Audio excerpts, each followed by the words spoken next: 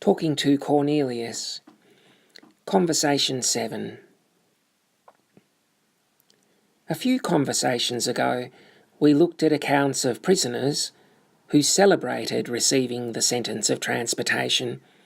We came across an editorial in the 1842 Cork Examiner that pointed out some Irish committed crimes in order to be transported. So in the big picture, the transportation system was certainly played for personal gain by some. In the case of the Irish convicts on board the Emily II, one of their great, yet to be known gains was departing Ireland a year before the decimating impact of the Great Famine. That general sense of being caught up in a system and trying to strategically play it for personal gain seemed to be part of the daily experience on board the convict ship, at least according to the perspective of the ship's surgeon, John Munro. According to his journal, he was faced with a number of convicts who, at least in Munro's mind, were essentially looking to pull a sickie while on board. And failing that, they were quick to spin a story to get their hands on a freebie, namely tobacco. Applications for medical treatment were very numerous, and on examining the reports of character sent from jail, I found that all those who were most importunate were of the worst character, and were anxious to get berthed in the hospital, saying that they'd always been in the hospital, in the different jails they'd been in. I found their complaints generally feigned or greatly exaggerated, and as soon as one complaint was dispensed of, they returned with another, endeavouring most perseveringly to obtain some advantage over their fellow prisoners. I generally found that those who were most clamorous, when they failed to get a berth in hospital, ended by saying that their complaints had formerly been cured by their medical attendants having prescribed the use of tobacco for them. This, of course, was the object of their complaining. Munro's records show only 4 convicts spent time in the hospital. Peter Tighe and Henry Rivers were both injured while carrying out duties on board. Tighe, a Roscommon man sentenced to 15 years for shooting with intent to kill, was carrying a bucket and fell on his spine. He was cut and bruised and was in the hospital for over a month. Henry Rivers, one of the soldier convicts, sentenced 7 years for assaulting a superior officer, suffered a head injury and was in a stupor with a faint pulse for 6 to 7 hours when he was thrown off his feet in rough conditions while serving water to other prisoners. He was discharged from hospital after 5 days. Nicholas Hayes, 15 years for burglary, had a month in hospital due to coughing blood, and young John Timoney, 7 years larceny, suffered the extreme discomfort of not being able to urinate.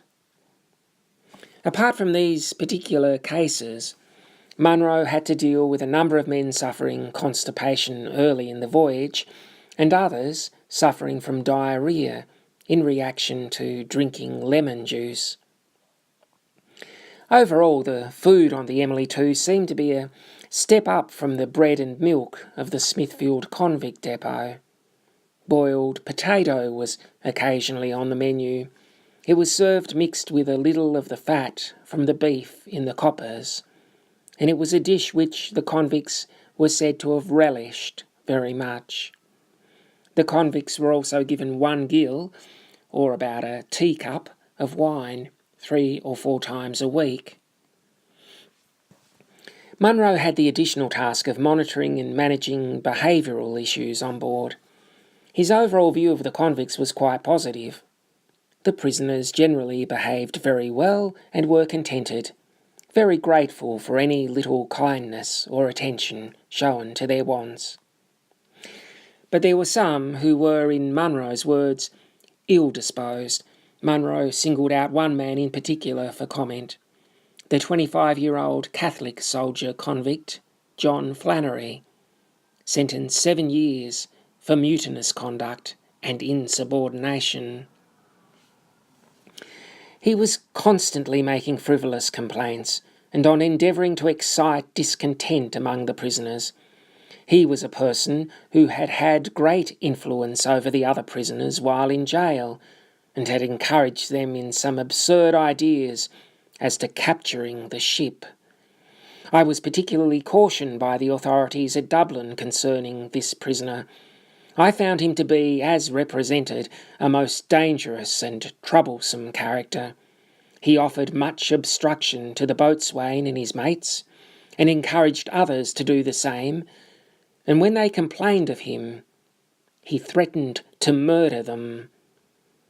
I detected a large clasp knife stolen from one of the seamen in the possession of a boy, one of those under Flannery's influence, and these threats being repeated, I separated him from the other prisoners during the day by putting him in the punishment box, and handcuffed him during the night to prevent him carrying his threats into execution. After all, it was necessary to inflict corporal punishment on him. Flannery seems to have been the only element of excitement in the journey. It's interesting to read Munro's description of the convicts' dispositions as the Emily approached Van Diemen's Land at the end of October 1844. There's no suggestion of dread or foreboding. It is in fact quite the opposite. The prospect of landing seems to have had a good effect on the spirits of the prisoners. They make few complaints and are all in a healthy condition and generally contented. It's possible they caught sight of the slither of the west coast of Van Diemen's Land on the far horizon when they were still allowed on deck. Once the ship was closer, the convicts were confined below decks, where they were in the dark and under control. Their first impressions of this new country would have been indirect, catching the murmur of conversations from the deck above, and feeling the gradual ease of the ship as it sailed from Storm Bay into the calmer waters of the Derwent. They had now arrived at their place of offshore detention, and their conversations would have been full of speculation about what was to come.